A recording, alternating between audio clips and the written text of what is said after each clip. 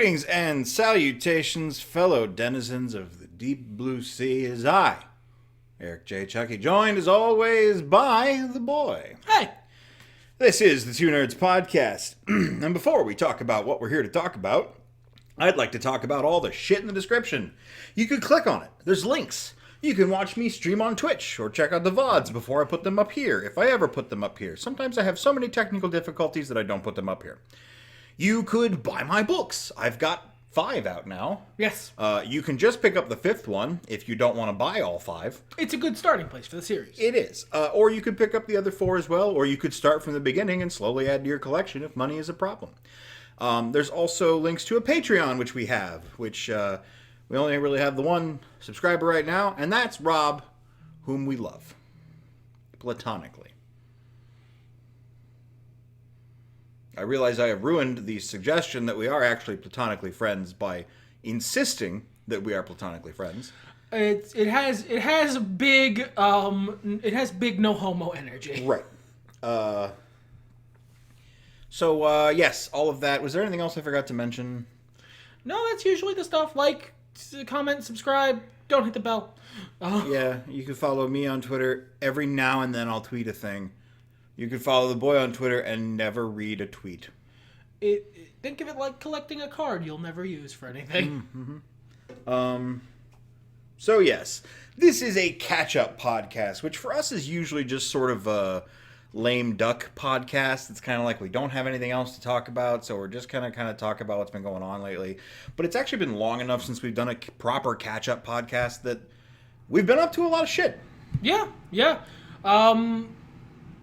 It's in fact been long enough since we've done one of these that I'm sure there's shit that I've done since the last one that I'm not going to remember to talk about. So we've got a little list of the big hits. Yeah, stuff that's been vibing with us lately. Let's start with you, my friend. Okay. So what have you been up to lately? So there's this thing. For a while, DC had their own streaming service, and I was watching the new season of Young Justice on it. And there was an option there that I didn't take. And that, as a part of that streaming service, and it was out of fear. I'll be honest with you, listener. I feared for the possibility of taking that option, what might result. But we got HBO Max now that it's replaced the streaming service for DC, and it has all the stuff that used to be on there. And the option was still there, staring me right in the face, and I'm a braver man now. So I took it. I took a risk, and I tried to rewatch Static Shock. A show I really liked as a kid, but I've been burned before on that particular score.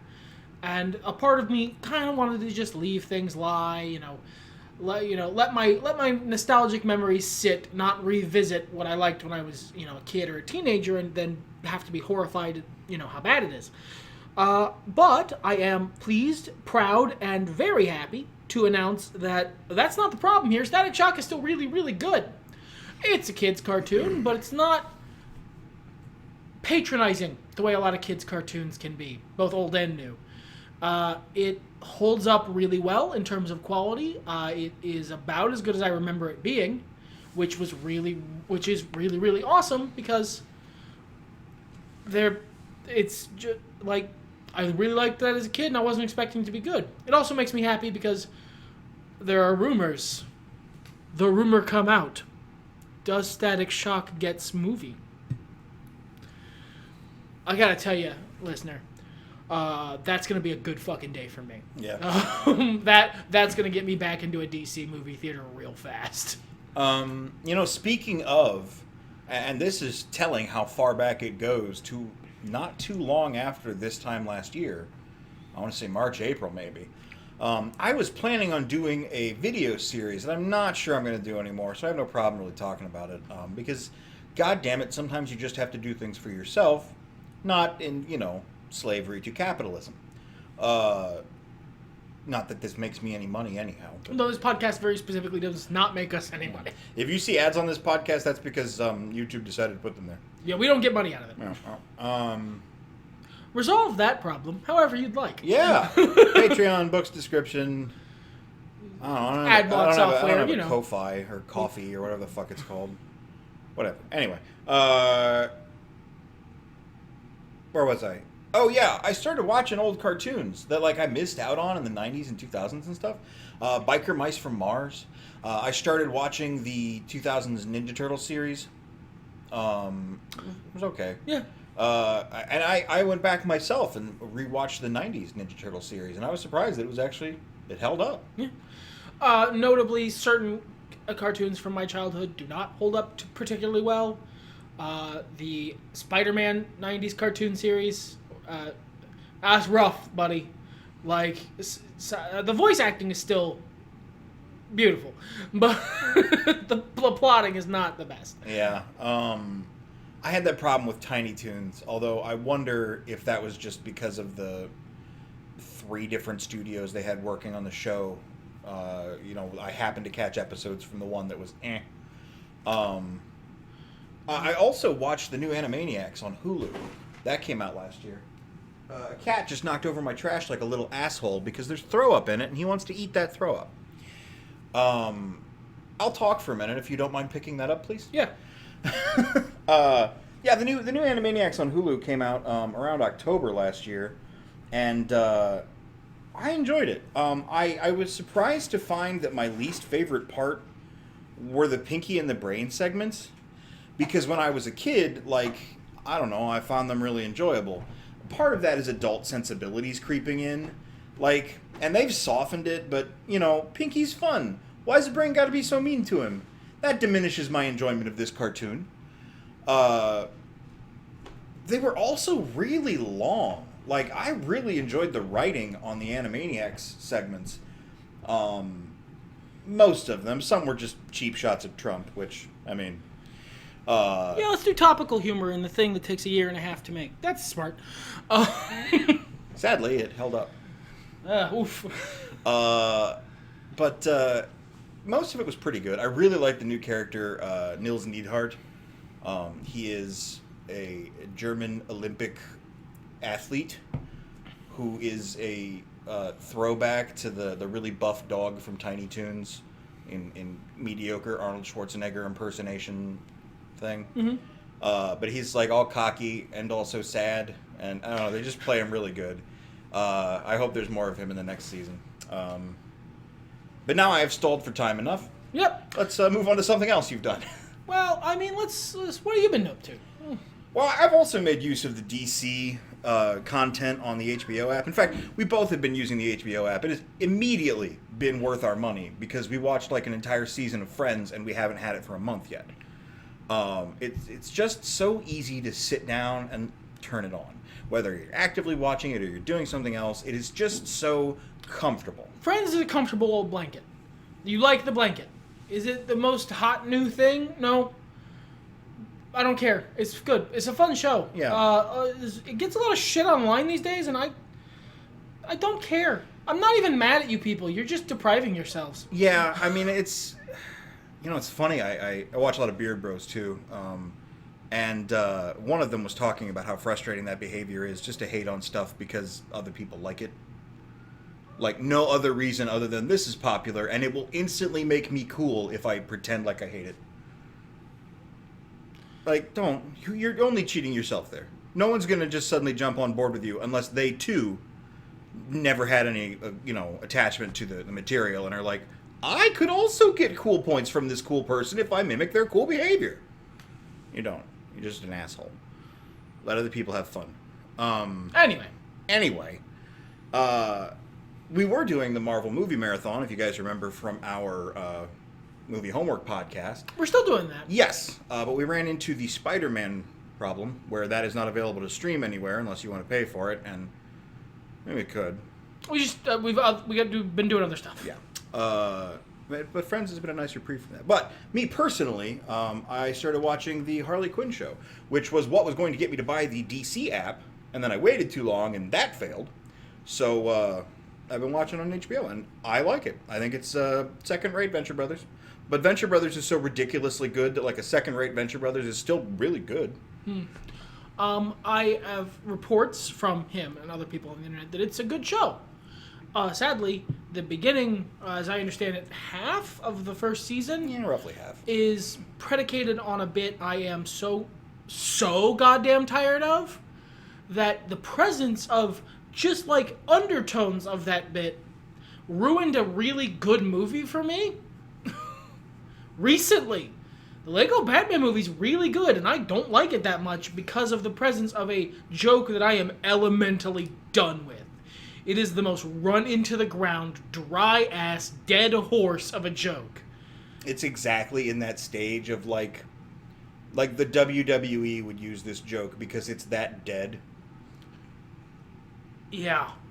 And I'm so done with it that I'm never going to be able to enjoy the Harley Quinn show because I'm not going to be able to get into it because they're going to do the joke and I'm going to go, well, I'm gone. I'm out and I'm going to turn it off. Which is a shame because it's pretty decent. But like, I don't know if I would say, oh, it's so good that you have to watch it for that. I'm at the end of the first season. I have 1 or 2 more episodes to watch. I just didn't get to watch any this week, so I didn't. And I'm looking forward to the next one, and I'm glad they're making a third. There you go. Most of the rest of what I've been doing recently is video games related. Not really much in the way of watching stuff. I watch YouTube, but that's not really any one creator consistently. It's just whatever shows up in my recommended tab. I've always loved how different you and I's YouTube experiences are. My recommended tab is great. Yours is garbage. Yeah, it will either recommend to me things I have already seen, things from channels I am already subscribed to and will watch momentarily, or just the weirdest shit. Mine's great. But most of what I'm doing is video games, because I got myself a fancy gaming PC. Noted, very popular streamer, a guy from Ohio, helped me with that, because I'm dumb and don't know computers anymore. So I can play fancy video games. And I've been catching up on slightly older games, and then much older games, and then, relatedly, I caught up on a very old game through Twitch. But first, let's talk about the newest one I've probably been playing recently, which is Just Cause 3. I played it for a bit on PC, but my PC wouldn't run it. This was a few years ago. And then I played Just Cause 4 on the console, and I beat that game. It's a fun game. It's not exactly the most complex game in the universe, but it's fun to play. And I've got a computer that can now run that game I couldn't run a few years ago that was already in my Steam library at all settings maxed out all the way at hundreds of frames a second. So just to flex on my old computer, I decided to play it. And it was really, it's just a fun action movie romp. You are playing a superhero. He doesn't have a costume, but he is a walking bullet sponge that can fly. So you're playing Murder Batman, and he's great. And the plot is stupid and over the top. It is like open world, as I understand it, slightly dumber Uncharted. I've never played either of those games.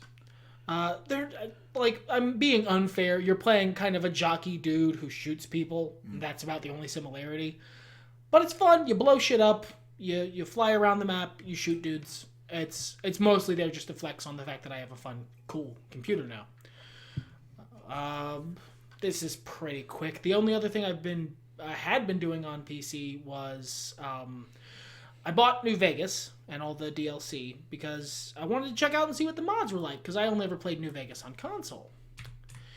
Here's the problem. New Vegas is just old enough that all the mods, the whole process is kind of a pain in the ass, and it is still New Vegas, so on console or on computer, it crashes pretty consistently. So I have stopped that for now because I find it very frustrating to deal with. But I'll probably clean off all the mods, just try the vanilla experience, because I do like that game quite a bit, and I want to take a look at it through the me of today's lens. But there's a reason for that we'll get into in a second. What have you been doing? It's funny you should mention that, because again, last year around this time, I had watched Clyde Mandelin's playthrough, I forget what he calls it, the multi-box translation of Final Fantasy VI. Pro Jared had just finished his playthrough of Final Fantasy VI, and I wanted to replay it. So I did. It's exactly that kind of thing we've been talking about with old cartoons, and unless, is this still good? Does this hold up? Of course, I found out, if you guys have watched me, I wouldn't recommend my playthrough on here, the Brave New World one's not bad. But it's it was so formative in what I enjoy from a media experience that it's hard for me to say whether I like it or not. It's like it set a baseline. You know, I have more different opinions about Star Wars than I do about Final Fantasy VI. It's not so much that you like Final Fantasy VI. It's just that Final Fantasy VI Is what I like. Yeah, it operates in the same place as Bruce Wayne does in the Batman list. It's the firmament. Right, exactly. So, you know, I've been going through a bunch of other older stuff that I enjoyed in video games and just trying to compare and contrast. And doing a lot of that through streaming. I played a randomizer of Final Fantasy 1, and that was a hoot. Streaming has basically been my excuse to play video games on my computer that I mean to play, but like ADHD won't let me. So because you've turned it into a task now, so sure, but like streaming is such a low key task that it's not like there's not pressure. You know, I can just get in there and do it and have fun, and there's people to talk to usually, and it's a good time. You know, I've learned a lot about my preferences on Chrono Trigger. I played about, I don't know, a quarter of the game, a third, and stopped because there's a hack coming out eventually that might clear up a lot of my issues with the game. I don't think the combat's very good. I have a lot of problems with the combat, but I really still love the characters. The game starts a little slow, but man, it's just really fun to be in a place with those people again. I'd rather do it in a place where I'm also enjoying pushing the buttons. That's an important part of enjoying a video game. Yes, it is. I find as I'm older, I have a larger propensity for a game where I don't give a fuck about what's going on, but I am enjoying the gameplay. When I was younger, I wanted story first. And I still do love story games, but like there's more of a balance. I want some story games and also some games that don't fucking matter. Like your Leagues of Legends, where you're just like, yep, fighting dudes. Just sometimes when you're, having a meal, sometimes you want like a big 4-course, experience where you have like an appetizer and dessert and it's very well prepared. Sometimes you just want to eat some fucking popcorn and have a soda and like chill out. Yeah, yeah. Sometimes you don't want to get that invested. Yeah, exactly. Like, this is a bit of an aside, but it is on my list here. I picked up Final Fantasy XIV again because I have some friends who play it, and I like playing MMOs with friends, and they don't play WoW, which I find to be a superior game in almost every way. And I understand the story picks up after a certain point, but I'm not at that point yet. And it is boring as fuck. So there's a lot of text boxes. I uncharacteristically go, yeah, fine, shut up, I get it, go away. Yeah, you say that's uncharacteristic. I have seen you do that many times. When I have lost patience with how stupid people are telling a game story. Yeah. And that's basically what's happened here. I tried to get immersed in it, but like I have met so many characters that immediately never mattered again. And didn't impress enough. WoW does that really well. Like every quest, especially in modern stuff, well, I mean, they revised everything since Cataclysm, so there's a little bit of grindiness there, but they've eliminated that again with the level squish recently. Every quest feels interesting, and there's like characters that have funny dialogue or like pathos, and not just some random jackass going, I don't know, maybe give this guy some beer, I found him. Cool. Prithee, if faith returneth to man over yonder, these spirits procured daintily beneath yon log. You're going to need to explain to them what bit you're. If you've ever played Final Fantasy XIV, you fucking know what I'm talking about. They use a thesaurus for everything. Why use few word when many do trick? Yeah. Anyway, back to what I was talking about with playing classic games and streaming on Twitch. Right now, I am in the earlier stages of playing Final Fantasy V. I am really enjoying it.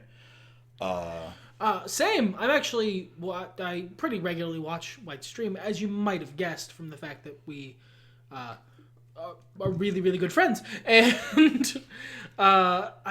sometimes I'm more into a game, sometimes I'm less into a game that he's playing. I really am enjoying watching him play 5 because the game looks really fun. I forgot how fun it is. And I'm just playing the GBA version. Like, this isn't like it's a hack, so it looks a lot more fun than it actually. Nope. This is just some quality of life improvements on the Super Nintendo game. The job class system is so good. Why did we skip from Final Fantasy V to 10-2 with this objectively superior system of how to arrange your abilities in a Final Fantasy game? What the fuck? That's objectively better than every Final Fantasy I've actually played. And it's a lot better. It's a lot better. Why was I made to fill in a sphere grid? You just picked the bad ones and 7. Like, why was that the destiny I was given? You played, correct me if I'm wrong, 7, 8, and 10. I played, to my recollection, I played and beat 7. This was when I was a kid. For various reasons, I don't have very good memory from when I was a kid. But I played part of 8 and gave up because it's awful. All of the Final Fantasy VIII apologists, no, you're wrong, it's a bad video game. And then I played 10, which I remember playing and beating, but I don't remember the middle of. It doesn't matter. It's a lot of shit that doesn't matter. It's also a pretty quick game compared to the rest of the Final Fantasy experience. And, yeah, you just skipped over the good ones, except for 7, which is a troubled game. Honestly, like, I get why it's the one that got remade. First of all, in popularity, because it was so formative for so many people who are in their 30s right now. And there's the most upward mobility. Yeah. And like, 6 is fine how it is. It's fine. I would love a brilliant looking 6 remake in the vein of Final Fantasy IV on the DS. But it doesn't need it. It's got gorgeous sprite graphics for the most part, and most of its problems aren't something that's going to get fixed in a remake. Most of its problems are story-based. Yeah. It's some small mechanical stuff, but like, not that's actually important to anybody who's only playing the game once. So like, there's no necessary change over there. It's not as important. Whereas, as like, the job class system is so much better than the system in all the other Final Fantasies I've played or watched that I'm upset that they didn't keep doing it. They didn't touch it again, until 10-2. You've got shades of it in the MMOs and in stuff like the Sphere Grid where you have your options, sort of, where you put things, but it's nowhere near as clean. It's neither the job class system, which is clean and fun, or Path of Exile, which has enough tiny little plus 1% to this one edge case, like, goodness in it that it allows the mechanics part of my brain to really come alive and just enjoy picking all the options and optimizing a path. And it's an awful worst of both options world. But 5 is good. 5 is solid, and I don't even think 10-2 is quite the same as 5. Like, I think 10-2 is a lot more like 3, but less dense. 5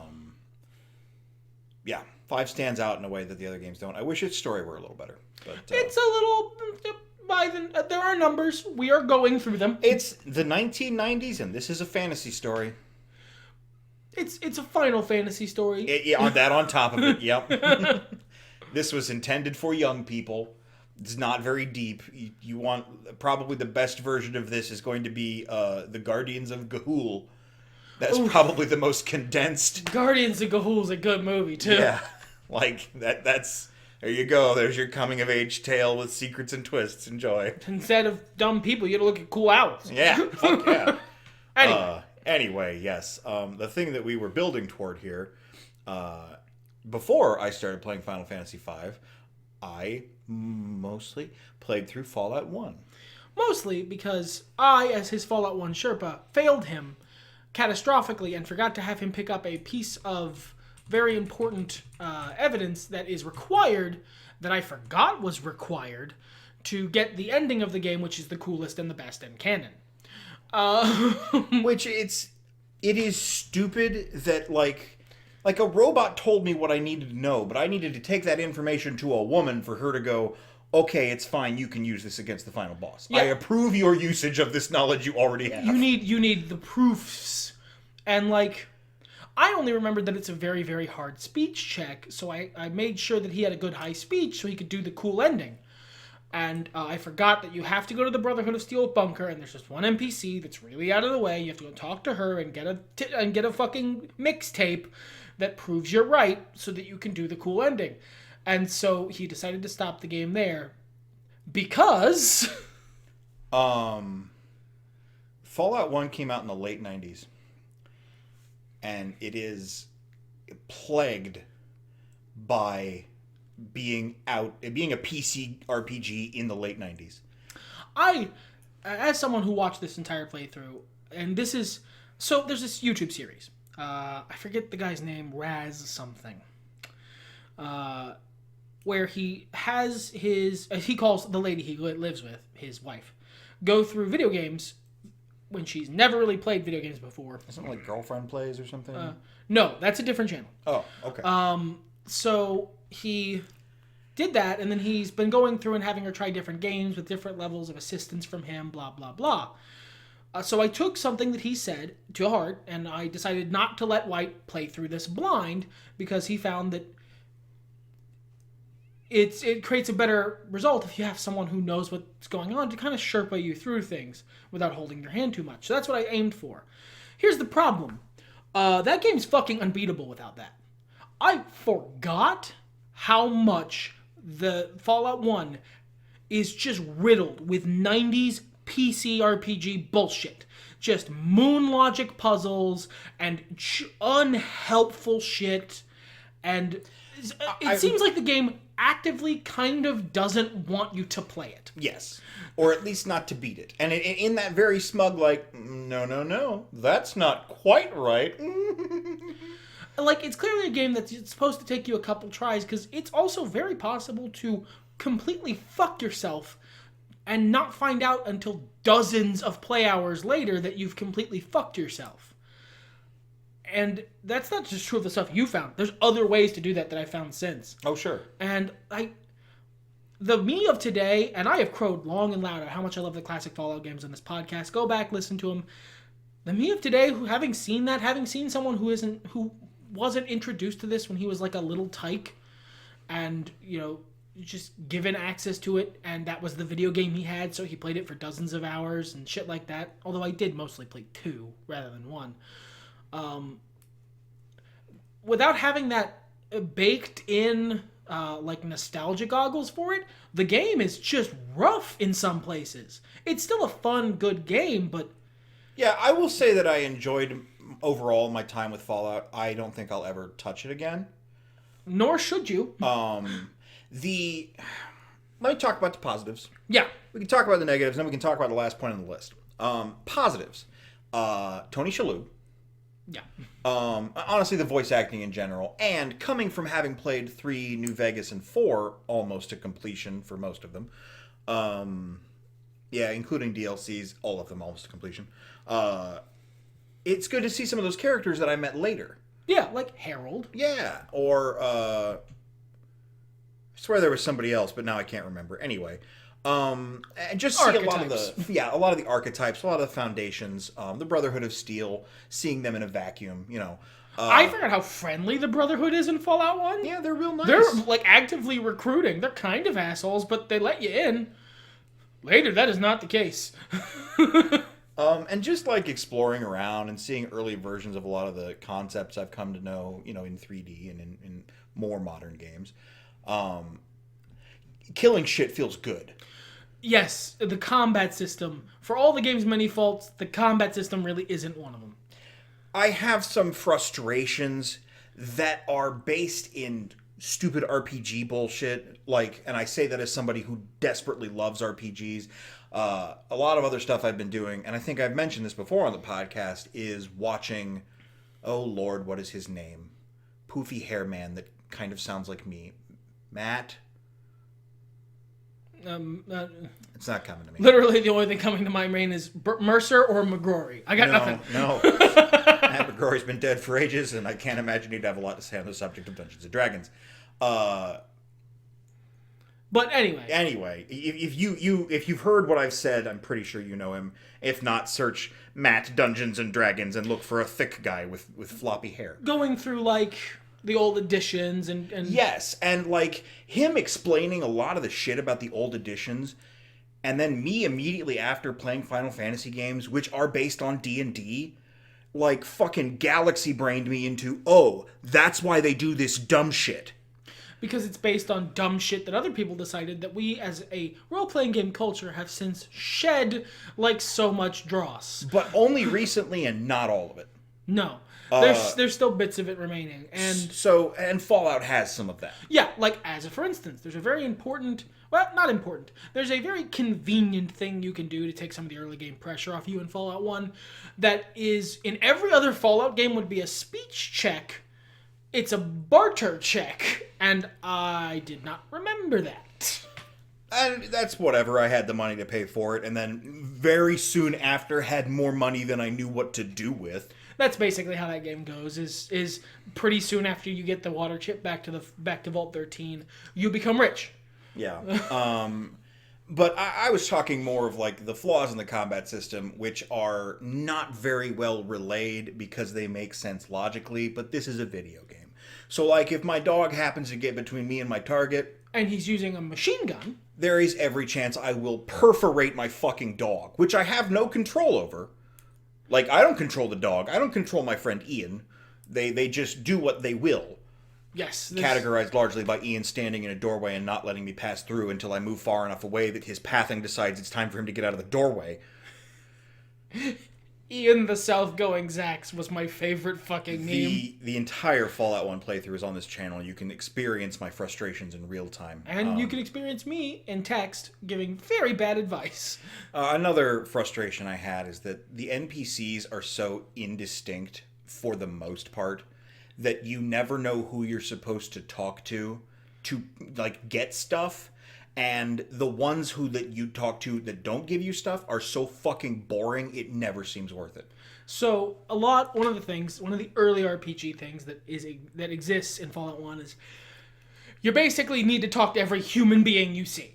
And remember everything they say, because they won't repeat it. You can't just Mass Effect 1, what happened to your legs, over and over and over again. You can't get them to repeat dialogue to remind you of what's going on. The quest log, insofar as it exists, is absurdly unhelpful. And the NPCs never repeat dialogue once you've heard it once. So you need to remember what everyone says, and you need to talk to everyone.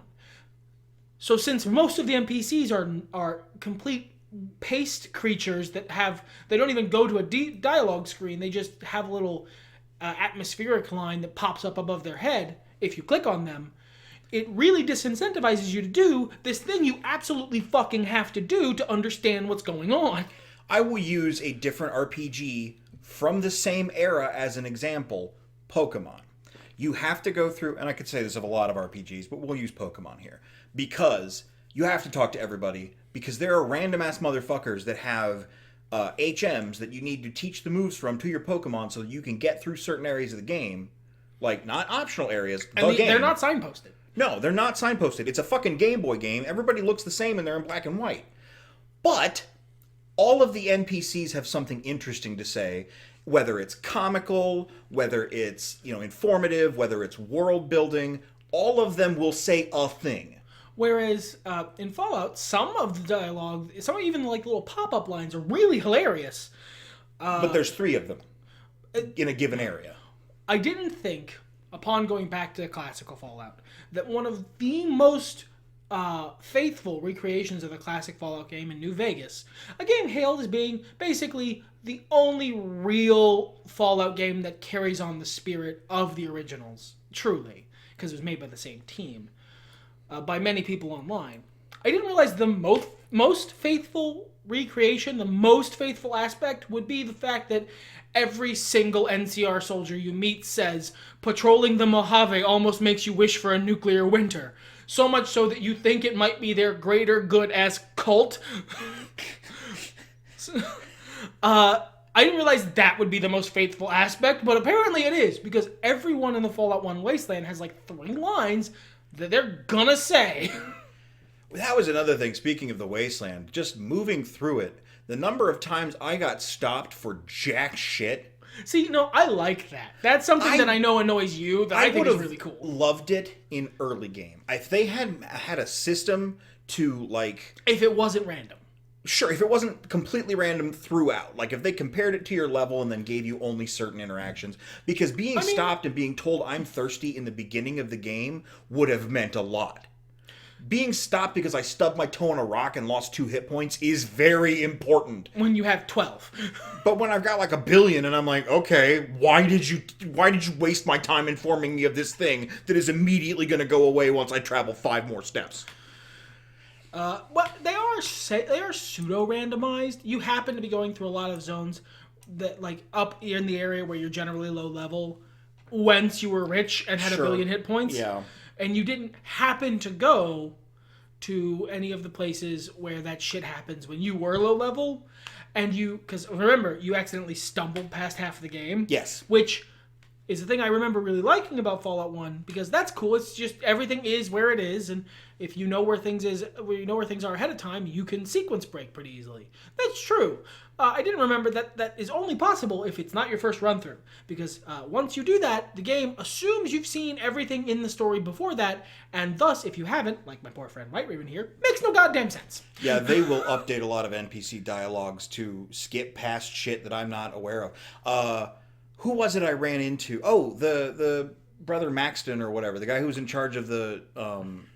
There's an important NPC, a general in the Brotherhood of Steel, who, if you've already gone to Mariposa military base, which he had, before you get into the Brotherhood bunker, then when you first meet him, he acts like your old friends.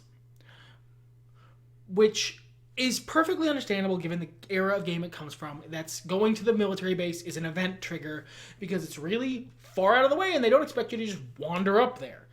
He just wandered up there. I didn't know what else to do. I was looking for shit. So it freaked the game out. Which, again, if you're someone who's playing through it like the 5th time, that's not a problem. No. He would greet you like a friend, and you're like, hey, Maxton, hey. But you can sequence break really easily in Fallout 1, provided you already know the entire plot. There was and I was so excited to like get into the Brotherhood of Steel and talk to these people because it was the first time in a long time where I felt like I'd entered a new area with new stuff to interact with and, role play. And yet they all knew you already. Right. And it was the same thing that happened when I got to the southern area, the city, and tried to make friends with the Blades. But because he'd already gone somewhere entirely unrelated, the thing assumed he had killed the Gunrunners, which he had not done. I met a Gunrunner. So he couldn't do the good, fun quest there. He could only side with the obvious bad guys. Like, yeah, it was Razor was pissed at me. I don't know why. But, again, you guys can watch all of this in the playthrough if you really want to. Hours of content. Put it on the background and hear me go from jovial to shrieking in rage and swearing at Ron Perlman. Fuck you, Ron Perlman! Shut the fuck up about my bones! Which, to be fair, if you're a classic Fallout player, that's just real. That's a real sentiment. I'm looking forward to playing Fallout 2. Like, despite all of these frustrations, the game is still fun and good. There's a lot of really good core content there. And if Fallout 2 makes improvements... It was watching him play Fallout 1 was kind of like being in the same room as your really good friend and your kind of racist grandma. And like grandma might be fine. It might just be cookies and fun stories about the Depression. It might be something else. And you're not going to find out which it is until you're halfway through the conversation. Yeah. Mm-hmm. Anyway, the last thing we're going to touch on here is that me more than you, but both of us picked up Code Vein. Yeah, I played it a bit and then just literally happened to get another shit. Yeah. I have no dislike of it. It just happened to be what happened. I'd like to finish it. I just keep getting distracted in a similar way. It's fun. It's easier anime Dark Souls. But I find the plot and the characters way more compelling than I thought I was going to. It's a good anime story, and good anime stories are very compelling. Yeah. It is very much an anime story. It's tropey in the exact way that you would expect. But it's post-apocalyptic, and it's one of those weird sci-fi post-apocalyptic anime things with that aesthetic that I really fucking like, with like giant, inexplicable machines patrolling the wastes, and I'm like, yeah, give me that shit. And Which like, is not what I was expecting from Bongalahongadonkaros game at all. I will say that having played about 10 hours of the game, it has maybe the worst tutorial I've experienced in modern gaming. Maybe the worst. It's an okay tutorial, but it's annoying. It's a mediocre tutorial that is too invested on introducing all of its fun, our werewolves, our vampires are different terminology for everything. Oh, sure. Yeah. And not focused enough on having you play the game so you can tell if it's fun or not. There's a happy medium between Dark Souls and this tutorial. Dark Souls' tutorial is fucking grabbing a small toddler, yeeting them halfway into the Pacific Ocean and going, "Best of luck, asshole!" Yeah. And this game, which wraps you in a giant inflatable water wing and then sits you down in a dry classroom to lecture you about Vemstals for 25 minutes. But, if you get past that part, like, a couple hours later, you really give a shit about Vemstals. So, Yeah, I found a new Vemstal. Oh, man! I'm really enjoying it. I like these characters. I hope they make another one. Like, I'm not finished with it yet, and I'm like, oh, all right, I need more of this. Something that's a little more refined. I would like it to be a little more Dark Souls, a little less floaty, but that's me. There are some aspects to the combat I'm not hugely fond of, but, like, when I first played Dark Souls, that was the case, so... I mean, the original Dark Souls pales in comparison to 3 in terms of combat. Yep. Atmosphere, I'd say 1's probably better, but, like... I don't know that I agree with that, but I agree on combat. Yeah. But yeah, that's been what the two nerds have been up to. You've been listening to us prattle on for about 40 minutes now. Anything else you'd like to say before we close out the show, The Boy? Everything's better when nerds talk about it.